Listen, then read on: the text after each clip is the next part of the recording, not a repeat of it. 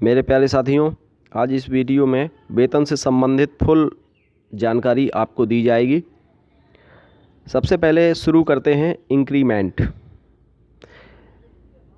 जो हमारे सैलरी में इंक्रीमेंट वेतन वृद्धि होती है वो प्रति वर्ष 3% की दर से वृद्धि होती है और इंक्रीमेंट प्रति वर्ष जुलाई माह में वृद्धि होती है। साल के जो जुलाई माह शुरू होता है तो उसमें 3% की दर से वृद्धि होती है और इंक्रीमेंट हमेशा बेसिक पे पर लागू होता है। ठीक है, आप जब अपनी सैलरी स्लिप देखेंगे तो वहाँ पर जो बेसिक पे है उस पर 3% निकाल के उसी में ऐड कर देंगे बेसिक पे में, तो वो आपका नया बेसिक पे बन जाता है। जैसे उदाहरण के लिए, जैसे बेसिक पे आपका 53,600 है, ठीक है। यदि इसका हम 3% निकालते हैं तो 3% निकालेंगे तो ये आएगा 1,608 रुपये, 1,608 रुपये आएगा। और इसी 53,600 में 1,608 ऐड कर देंगे तो ये आ जाएगा आपका 55,208। तो जो नया बेसिक पे बनेगा, 8 छोड़ देंगे तो ये जो नया बेसिक पे बन जाएगा ये 55,200 रुपये ये नया बेसिक पे बन जाएगा और जुलाई माह से ये लागू होगा। तो आपको 3 चीज़ें याद रखनी है। इंक्रीमेंट हमेशा बेसिक पे पर लागू होता है, प्रतिवर्ष जुलाई माह में इंक्रीमेंट वेतन वृद्धि होती है और 3% की दर से वृद्धि होती है। अगला एग्जाम्पल आपके सामने है। एक और एग्जाम्पल लेते हैं। जैसे अगर हम मान लें कि बेसिक पे 52,000 है तो उसका जब 3% निकालेंगे तो ये आएगा 1,560 यानी 1,560 और इसी में 1,560 को ऐड कर देंगे 52,000 में तो ये आपका आ जाएगा 53,560। यानी कि ये जो नया बेसिक पे बनेगा ये किसके, अब जो मैट्रिक्स होती है उसमें 53,560 किसके नज़दीक है, किसके नियर बाई है। तो जो नया बेसिक पे बन जाएगा वो हो जाएगा 560 मतलब 600, तो 53,600 ये जुलाई माह से लागू होगा। ठीक है, ये 53,600 आपका नया बेसिक पे बन जाएगा। इस वीडियो में मैं आपको फुल जानकारी दूंगा, शुरू से अंत तक पूरा वीडियो देख लीजिए, आपको पूरा कॉन्सेप्ट क्लियर हो जाएगा। इसके बाद देखते हैं महंगाई भत्ता, जिसको कहते हैं कि डियरनेस अलाउंस। ये प्रतिवर्ष जुलाई और जनवरी से लागू होता है। सरकार घोषणा चाहे जब भी करे, लेकिन वो गवर्नमेंट जब भी घोषणा करती है तो वो जुलाई माह से लागू कर देती है और जनवरी माह से लागू कर देती है। 2 महंगाई भत्ते आपको मिलते हैं।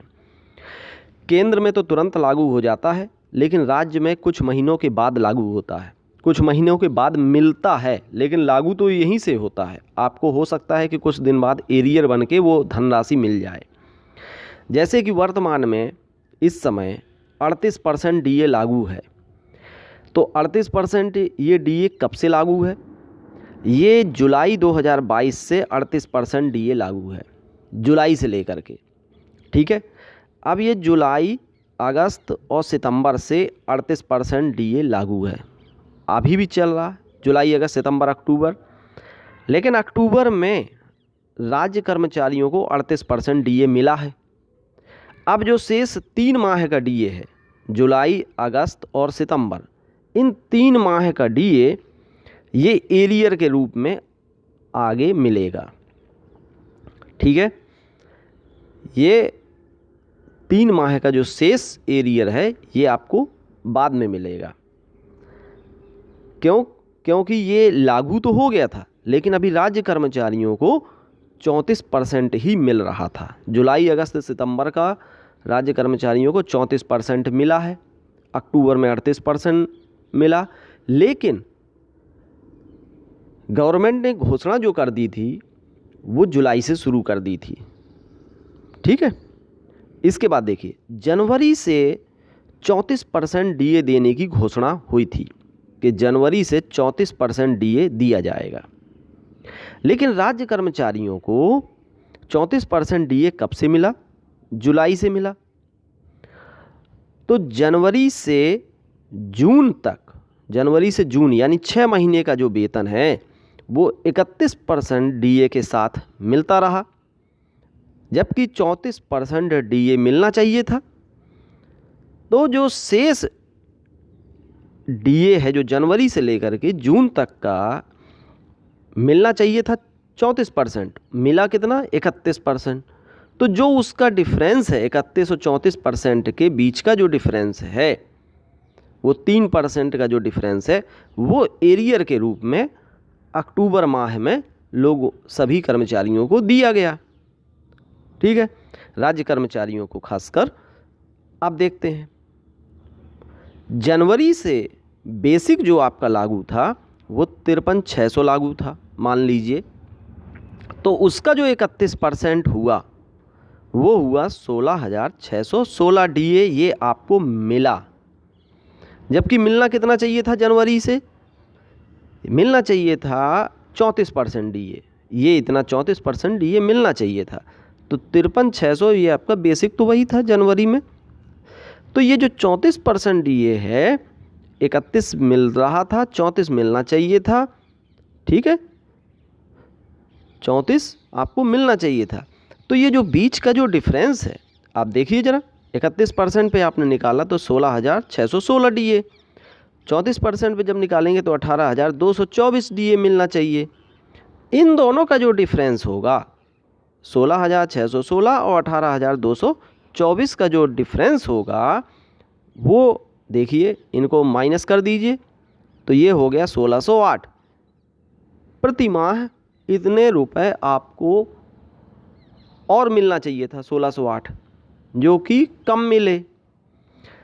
इतना डीए आपको कम मिला, 1,608 रुपये।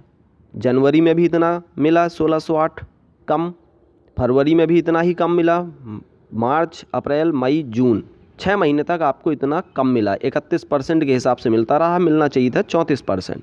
तो ये कम मिला, तो ये 6 महीने का कितना हो गया भैया? 9,648। 6 का मल्टीप्लाई कर दीजिए 1,608 में, तो 6,948 रुपये आपका डीए हो गया। अब ये पूरा जो एरियर है, जो डीए का डिफरेंस है, ये एरियर के रूप में आपको पूरा नहीं दिया जाएगा। जिन कर्मचारियों का एनपीएस, न्यू पेंशन स्कीम में अंशदान होता है, तो इसी का 9,648 का 10% एनपीएस में कटौती हो जाएगी। ठीक है, तो इसका जो 10% जब हम निकालेंगे तो 9,648 का, तो ये होगा 965 रुपये। कितना होगा? 10%, 965। तो 965 आपका कटौती करके कहाँ डाल दिया जाएगा? ये एनपीएस में। ये कहाँ भेज दिया जाएगा? एनपीएस में ट्रांसफ़र कर दिया जाएगा। और 9,648 में जब 965 माइनस करेंगे तो ये आ जाएगा 8,683 रुपया। इतना एरियर बना। अब 8,683 रुपया अक्टूबर माह में आपको एरियर के रूप में दे दिया गया राज्य कर्मचारियों को। ठीक है, तो ये इसका पूरा कैलकुलेशन है। इस प्रकार से कैलकुलेशन करते हैं। अब ध्यान दीजिएगा, जैसे अब जुलाई से 34% आपको मिल रहा है, जुलाई, अगस्त, सितंबर 34% मिला, अक्टूबर से आपको 38% मिला, जबकि मिलना चाहिए था जुलाई से कितना मिलना चाहिए था? 38%। ठीक, तो एक बार आप बेसिक का 34% निकाल लीजिए, जो जुलाई में जो आपका बेसिक रहा है, क्योंकि जुलाई में इंक्रीमेंट वृद्धि भी हो गई है, तो जुलाई का जो बेसिक रहा उसका आप निकालिए 34%। फिर एक बार निकालिए आप उसी बेसिक का 38%। उन दोनों के बीच में जो डिफरेंस है डीए का, वो धनराशि आपको एरियर के रूप में मिलेगी, क्योंकि मिलना चाहिए ना आपको 38% और मिल रहा है आपको 34। तो कितना अंतर आया, वो कितना आपको कम मिल रहा था, वो आपको पता चल जाएगा प्रति माह। मैं अभी उसका कैलकुलेशन भी आगे आपको बता रहा हूँ। ठीक है, अब चलिए देखते हैं। ये बहुत महत्वपूर्ण अब मैं आगे बताने जा रहा हूँ आपको जानकारी। देखिए,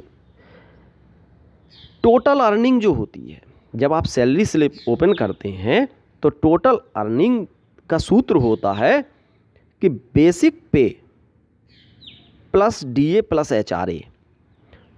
आप बेसिक पे उसमें देखिए सैलरी स्लिप में, यदि आपका मान लीजिए एक एग्जाम्पल दे के बता रहा हूँ 53,600 है, तो इसका डीए आपका कितना बना।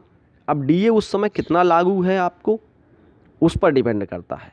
ये मान लीजिए कि 31% के हिसाब से मैंने कैलकुलेट किया है, तो ये मान लीजिए कि 31% है, ठीक है, 31%।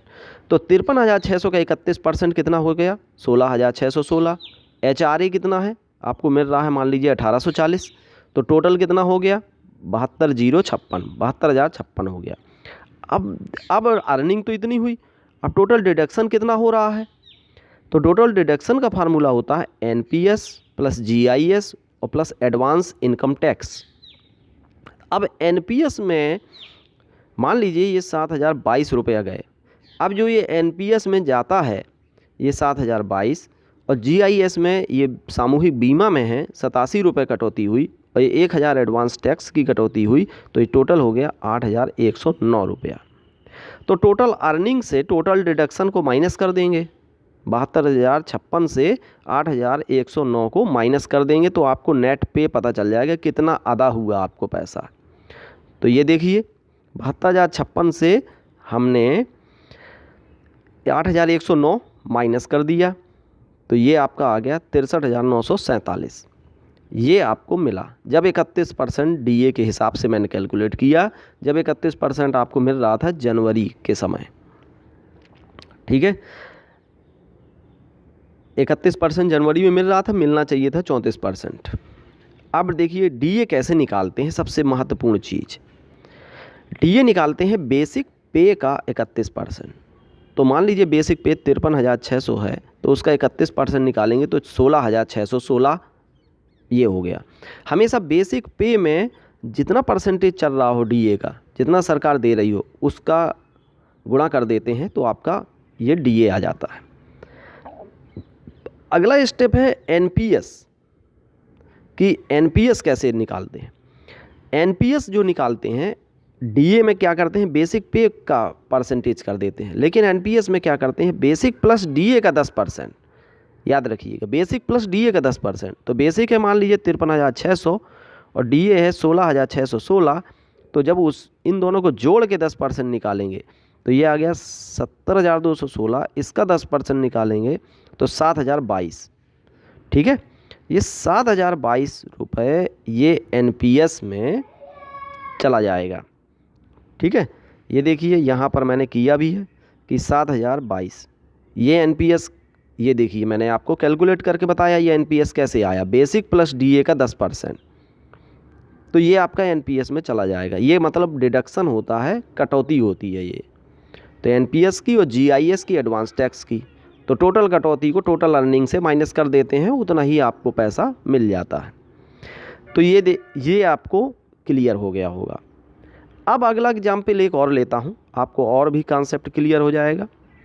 टोटल अर्निंग का सूत्र क्या है, basic plus DA plus HRA, यही है फार्मूला, ठीक है। Basic plus DA plus HRA. अब मान लीजिए कि बेसिक क्या है 55,200 है, ठीक है, 55,200 है बेसिक।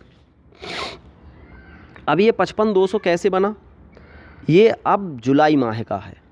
तो अभी पीछे आप देख रहे थे 53,600 था बेसिक।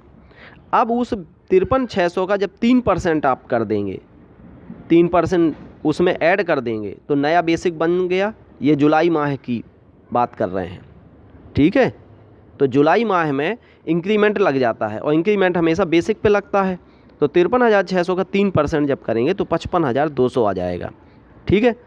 अब डीए 55,200 का अब जुलाई में मान लीजिए कि 34% मिल रहा है, तो 34% के हिसाब से कैलकुलेट मैंने किया है। तो 34% 55,200 का 34% होगा। हमने बताया ना डीए हमेशा बेसिक पे का होता है, तो 55,200 का जब 34% निकालेंगे तो 20,976 आ जाएगा। HRA सेम है 1840। टोटल कितना आ गया 78,016।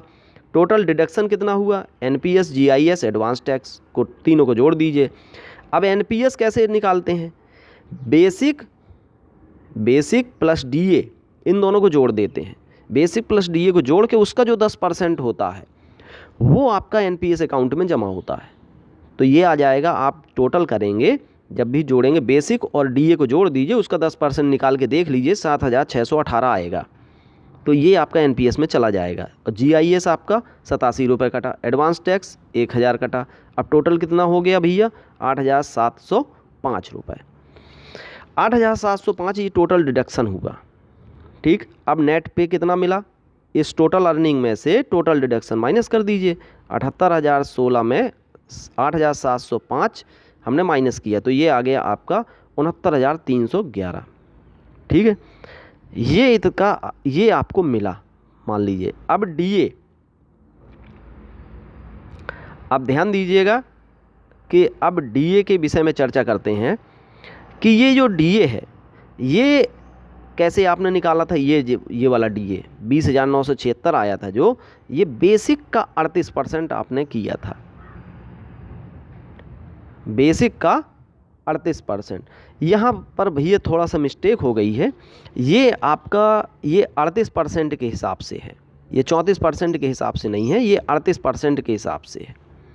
ठीक है, ये मान लीजिए कि ये अक्टूबर की है, ये अक्टूबर माह में जब आपको 38% मिल गया और केंद्रीय कर्मचारियों को जुलाई से ही मिलना चालू हो गया और राज्य कर्मचारियों को अक्टूबर माह से मिलना शुरू हुआ, तो ये अक्टूबर माह का है।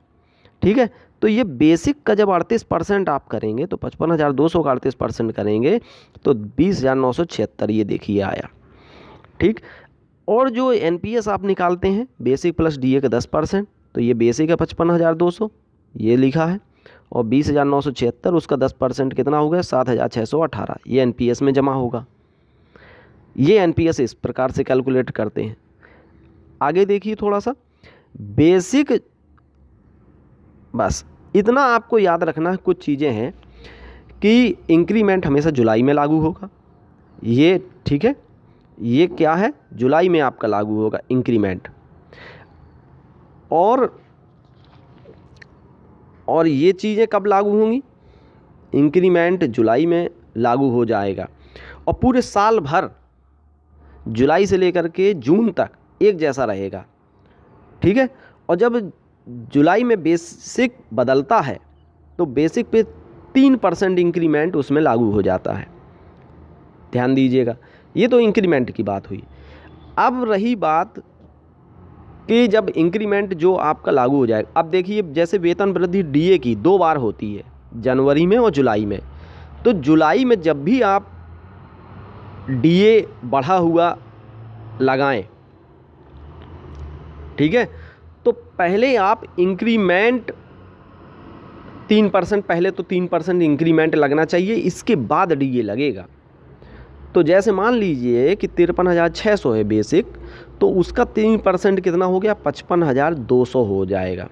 ऐड करेंगे 3% ऐड करेंगे 53,600 में तो 55,200 हो जाएगा, नया बेसिक बन गया।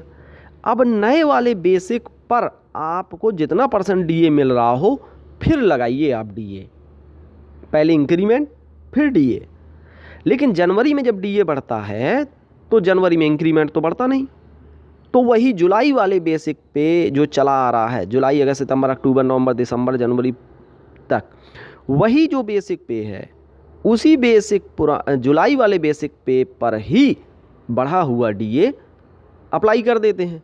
तो वो जो जनवरी में इंक्रीमेंट नहीं लगता, केवल DA बढ़ता है, तो वो DA बढ़ा दीजिए। और जुलाई में आपको 2 चीज़ें करनी पड़ेंगी, पहले इंक्रीमेंट बढ़ाना पड़ेगा फिर DA बढ़ाना पड़ेगा। ठीक है, अब दूसरी चीज़, DA हमेशा बेसिक पे का होता है, बेसिक पे में गुणा करते हैं, लेकिन जो NPS होता है वो बेसिक प्लस DA दोनों को जोड़ करके उसका 10% निकालते हैं, जितना निकलेगा उतना NPS में जाएगा। ठीक है, इस प्रकार से आपकी चेंजिंग होती है। अब कुछ चीज़ें, ये एक बहुत महत्वपूर्ण चीज़ ये है कि जैसे मान लीजिए कि अब जनवरी से लागू हो गया था 34% डीए राज्य कर्मचारियों को भी, लेकिन वो मिला कब से? अक्टूबर से। अब जब वो अक्टूबर से मिल रहा है आपको, तो वो जो जनवरी से जून तक का, देखिए 2 प्रकार का डीए आपका अलग अलग आएगा। जैसे अब देखिए जनवरी में बढ़ गया, जनवरी से आपको मिल रहा है 31%, मिलना चाहिए था 34%, तो जनवरी से जून तक का वो अलग एरियर बनेगा। ठीक, अब जुलाई से आपको मिल रहा है 34% और मिलना चाहिए था 38%, जो कि 38% आपको मिला अक्टूबर से। तो ये जो 34 और 38 का जो डिफरेंस है, जुलाई अगस्त सितंबर, ये 3 महीने आपको नहीं मिला 34% के, वो 38% के हिसाब से आपको 34% मिल रहा था, जबकि सरकार ने घोषणा कर दी थी कि जनवरी से 34% दिया जाएगा और जुलाई से 38% दिया जाएगा। तो ये जो डिफरेंस रहता है, ये 2 एरियर मिलते हैं आपको। अगर साल में 2 डीए बढ़े तो 2 एरियर अलग अलग बनेंगे और अलग अलग आपके अकाउंट में आएगा। ध्यान रखिएगा इस चीज़ को, 2 बार एरियर का भुगतान होगा अलग अलग। ठीक है, तो ये पूरा कॉन्सेप्ट क्लियर। अगर कोई चीज़ समझ में ना आई हो, ठीक है, किसी भी व्यक्ति को, तो वो हमसे जानकारी ले सकता है। ठीक है, हमारे इसी चैनल पे आप कमेंट करके आप बता सकते हैं, आपको जो भी समस्या हो मैं सॉल्व करने की कोशिश करूँगा। ठीक है, आप सभी जागरूक बने, हर चीज़ के बारे में आपको जानकारी हो। ठीक है, मेरी तरफ से आपको शुभकामनाएं। और कोई भी देखिए, हमेशा आप लोग हर माह अपनी सैलरी को चेक करते रहें। बाय द वे, कभी कोई डिफरेंस होता है तो आपको जागरूक स्वयं भी रहना चाहिए आप, और इतने सक्षम बनिए कि आप दूसरों को भी बता सकें। ठीक है, हमें क्या है, कई बार क्या होता है कि हमारे वेतन वृद्धि में कभी डीए नहीं लगता है और हम पुराना वेतन ही पा रहे हैं, तो हमेशा एक दूसरे साथियों से भी मेल करवा लें। आपके ही जो ज्वाइनिंग जब आपकी हुई, उनकी भी, आपके साथी की भी ज्वाइनिंग हुई, उन दोनों से हर महीने अपने वेतन को मैच कर लें। ठीक है, और कैलकुलेशन कर लें कि कहीं कुछ कम तो नहीं आया है वेतन, या किसी का इंक्रीमेंट लग गया आपका नहीं लगा, किसी का डीए लग गया आपका तो नहीं लगा, तो ये मैच ज़रूर कर लिया करें। ठीक है, थैंक यू।